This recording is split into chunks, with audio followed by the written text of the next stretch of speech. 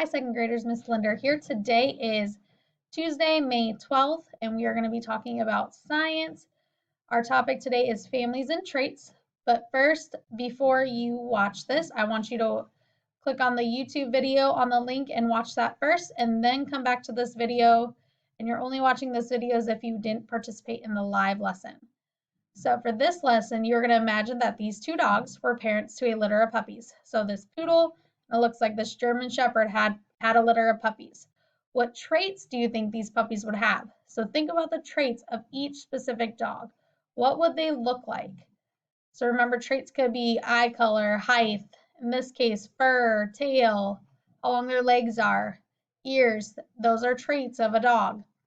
You're then going to draw a picture of what you think the puppy would look like and explain the traits that the puppy received from each parent.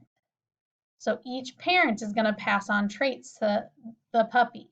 So you're going to explain what traits you think the puppy got from each parent. And remember, after you do your drawing and write your sentences, you're going to share this, take a picture of it, send it to your teacher on Class Dojo, Parent Square, email, or if you have their phone number, you can text it to them. And don't be afraid to reach out if you need anything. We'll see you next time.